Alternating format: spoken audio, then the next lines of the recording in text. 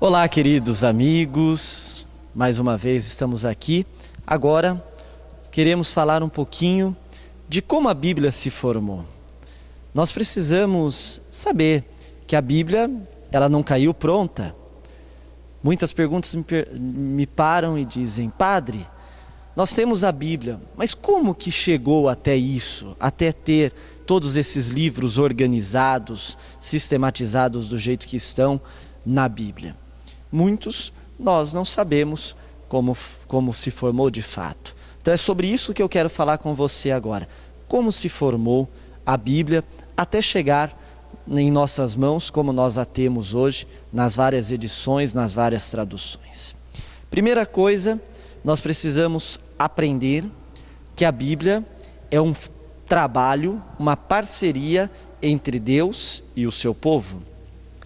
É a partir da vida do povo, é a partir das experiências vividas com o povo de Israel, que Deus vai se revelando, e a partir desta revelação vai se constituindo aquilo que depois chamaremos de Palavra de Deus, da Sagrada Escritura.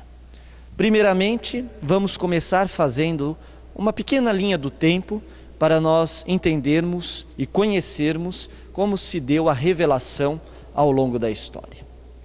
Primeiro, nós temos lá em Gênesis capítulo 12, a primeira vez que Deus, o Deus vivo e verdadeiro, se manifesta se revela ao ser humano, se revela a um povo. Quando Deus chama Abraão pelo nome e diz: Abraão, Abraão, sai da tua terra, da casa de teu pai, e vai para o lugar que eu te enviar. Farei de ti uma grande nação, abençoarei os que te abençoarem, amaldiçoarei os que te amaldiçoarem. Abraão faz uma experiência de fé, estamos vivendo o ano da fé. Abraão faz uma experiência de fé, de um Deus desconhecido. Vale lembrar que na época de Abraão, lógico, não existia a sociedade monoteísta, ou seja, que buscava e vivia a experiência de um único Deus. Era uma sociedade politeísta, vários deuses. Portanto, todos esses deuses na época de Abraão eram representados de alguma forma, por imagens, por estátuas, deuses pagãos, Deus da fertilidade, Deus do amor, enfim, vários deuses, uma sociedade politeísta, vários deuses. Deus, o Deus vivo e verdadeiro, revelado em Jesus Cristo, se apresenta, se revela a Abraão. Abraão, pela fé, apenas escuta a voz deste Deus e vê que nele há algo de diferente e sai para viver esta voz, viver este chamado que Deus faz com ele, sem saber quem era este Deus.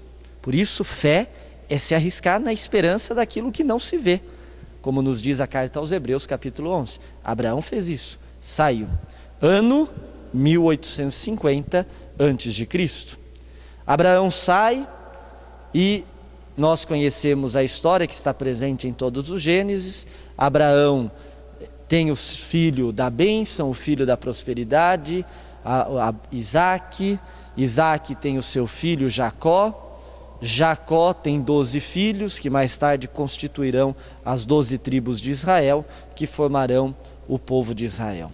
Depois de Jacó, Deus vai falando, vai se revelando, sem dúvida alguma, o povo vai celebrando, vai vivendo as experiências de Deus, nada por escrito. Temos mais tarde José no Egito, que é vendido pelos seus irmãos. Chegamos na escravidão do Egito pelo faraó. O povo de Israel é feito escravos no Egito. Este povo clama pela sua libertação. Deus ouve o apelo, se inclina a salvar o seu povo, envia Moisés para libertar o seu povo. Ano, mais ou menos, 1300 a.C. Ou seja, Deus se revelou lá em Abraão, ano 1850, já estamos no ano 300. Até agora, nada por escrito da palavra de Deus, mas Deus está falando, Deus está se revelando, e tudo isto está sendo transmitido de forma oral, Nada por escrito, mas transmitido oralmente. Moisés liberta o povo, conduz o povo para a terra prometida. Eles entram na terra prometida por Deus a Abraão, se estabelecem na terra prometida. O território que nós conhecemos hoje, Israel, é dividido em 12 grandes partes, de modo igualitárias, de forma a constituir as 12 tribos de Israel, levando cada tribo o nome de um dos filhos de Isaque. Este povo se estabelece na terra prometida, começa a se formar como um povo, e Deus está falando, e Deus está se revelando ao seu povo, nada por escrito. Povos começam a governar, os juízes, os reis, até que chegamos nos 3 principais reis, Saul, Davi e Salomão. E é no reinado do rei Davi, o grande rei Davi, que as primeiras páginas da Bíblia, podemos dizer assim, começam a ser colocadas por escritos. Por quê? Mais ou menos no ano 1000 antes de Cristo, o povo de Israel começa a perceber uma situação muito peculiar que não é diferente dos nossos dias de hoje. Começa a perceber que os seus jovens estão se distanciando da fé de Israel, estão se distanciando da fé transmitida até então de geração em geração, estão se deixando levar por outros deuses pagãos. É então que, olhando um costume dentro do reinado do rei Davi, dentro do reino, que o povo de Israel começa a quase que copiar este costume, colocar por escrito tudo o que acontece. Dentro do reinado existem as atas do reino, as anais do reino. Tudo o que acontece no palácio do rei, dentro do reino, se coloca por escrito, para que não se perca. Assim também o povo de Israel começou a ver essa prática e dizer: ora, por que nós não colocamos por escrito tudo aquilo que Deus nos falou, tudo aquilo que Deus revelou ao nosso povo e que chegou até nós pelos nossos antepassados? E começa então a se escrever as primeiras páginas da Bíblia. Vai passando-se o tempo, vem Salomão, constrói o templo de Jerusalém, o povo vive um período de bênçãos, até que num determinado momento da história, mais ou menos no ano 597, este povo de Israel é invadido então pelo rei Nabucodonosor, rei da Babilônia. Invade Jerusalém, leva o povo para o exílio da Babilônia, e é no período do exílio da Babilônia que vão surgir uma grande quantidade de livros da Bíblia que foram escritos pelo povo como experiência de Deus, principalmente os livros proféticos. Gênesis capítulo 1, por exemplo, é escrito no período do exílio da Babilônia, o relato da criação. O povo está destruído, o povo perdeu terra, perdeu o templo de Jerusalém foi destruído, já não tem mais casa, a família foi separada. E o que este povo faz? Recorda Deus Criador, que é capaz daquela situação recriar uma nova história, reconduzir o povo de novo a uma nova vida. Por isso surge esse relato poético, bonito, de Gênesis capítulo 1, que vai ser o relato da criação. No meio da destruição, no meio do caos do exílio, um hino poético surge do povo de Israel, recordando o Deus que cria tudo a partir do nada. É bonito, nós percebemos como Deus vai se desenvolvendo na história do seu povo. Percebemos que a Bíblia, ela não é uma sopa de letrinhas que cai pronta do céu, acabada, ou mesmo que o autor sagrado chamado agiógrafo, aquele que escreve é o agiógrafo, o autor sagrado que, inspirado por Deus, numa revelação divina, coloca por escrito as palavras contidas na Sagrada Escritura. É bonito perceber que ele não fecha o olho e vamos ver, fala Senhor que o teu servo escuta, e quase que numa mensagem psicografada, Deus vai ditando e ele vai colocando por escrito. Não, a Bíblia não é um ditado mecânico. A Bíblia é fruto de uma experiência do seu povo com o seu Deus, o Deus vivo e verdadeiro. É uma parceria entre Deus e o homem, que parte a partir da própria história, que demora quase 1100 anos para ser escrita, como nós estamos vendo nessa linha do tempo. O povo volta é libertado do exílio da Babilônia, muitos já não voltam mais para Jerusalém, já não tem motivo para voltar para casa, se dispersam pelo mundo, vão surgindo os grandes impérios, depois do Império Babilônico, o Império Persa, o Império Grego. É no Império Grego, mais ou menos no ano 250 a.C., que o povo de Israel, colocando por escrito toda essa história de revelação, começada em Abraão e levada pela tradição oral até então, convoca 70 grandes sábios da época para fazer uma tradução da Bíblia. Por quê? Porque tudo aquilo, desde o ano 1000, que foi colocado por escrito, estava na língua do povo de Israel, o hebraico. Muitos, agora em 250, espalhados pelo mundo todo, já não tinham mais contato com a língua mãe, o hebraico. A maioria do povo tinha já contato com a língua grega. Então, já não se sabia mais ler em hebraico. É aí que resolve, então, pegar tudo aquilo que já tinha por escrito da Bíblia Sagrada e traduzir para o grego, a fim de que o povo pudesse se aproximar de novo às suas origens, a fim de que o povo pudesse contemplar o Deus vivo. Por isso que a Bíblia, antes de tudo, é um livro essencialmente catequético, porque quer nos instruir na fé, quer nos fazer chegar mais próximo deste Deus vivo. E começam a traduzir estes 70 grandes sábios tudo aquilo que já está escrito em hebraico. Quando eles traduzem para o grego o que está escrito em hebraico, eles percebem que muitas coisas que foi revelado por Deus, inspirado por Deus, não foi colocado por escrito. Não estava por escrito. Por algum motivo ou outro, não estava ali escrito. E eles resolvem, então, colocar por escrito aquilo que eles sabiam ser verdadeira palavra de Deus, e que não estava escrito até então.